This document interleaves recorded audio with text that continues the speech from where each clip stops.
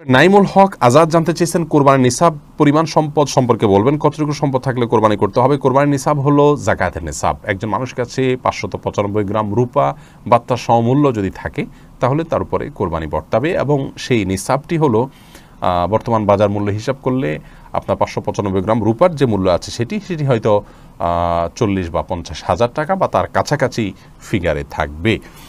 অতএব আপনি কোরবানির নিসাব যেটা যাকাতের নিসাব সেটিকেই ধরে নেবেন।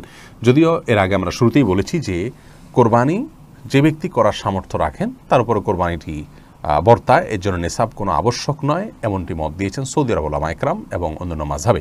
হানাফি মাযহাব বা আমাদের ওলামা ইকরাম বা আমাদের দেশে যে স্কুল অফ থট ওলামা ইকরাম ফলো করে থাকেন সেটিতে আপনার আপনার যাকাতের নিসাব হলে তখন কোরবানি আবশ্যক হবে বা বর্তাবে।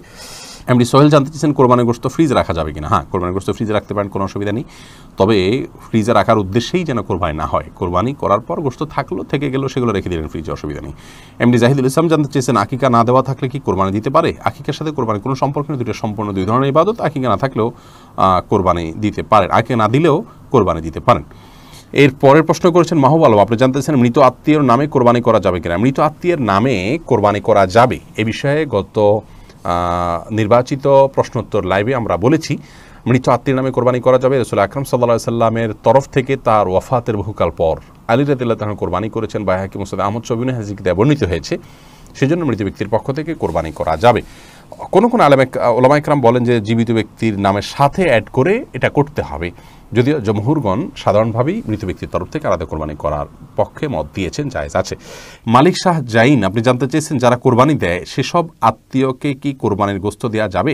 অনেকে গোশত না দিলে আবার মাইন্ড করেন, তবুও তাদের প্রচুর গোশত হয়। কোরবানি দিলেও তা কাউকে কোরবানির গোশত দেওয়া যেতে পারে, কারণ আল্লাহ রাব্বুল আলামিন কোরবানির গোশত সম্পর্কে কোরআন কারীমের একাধিক জায়গায় বলেছেন যে নিজে খাও এবং যারা অভাবী নন তাদেরকে অন্য মানুষদেরকেও দাও, যারা অভাবী মানুষের কাছে চায় তাদেরকেও দাও। তার মানে এখানে আত্মীয় স্বজন যারা সলভেন্ট আছেন, আত্মীয়তার বন্ধনস্বরূপ তাদের জন্য কিছু হাদিয়া আপনি পাঠাতে পারেন, এতে কোনো দোষের কিছু নেই।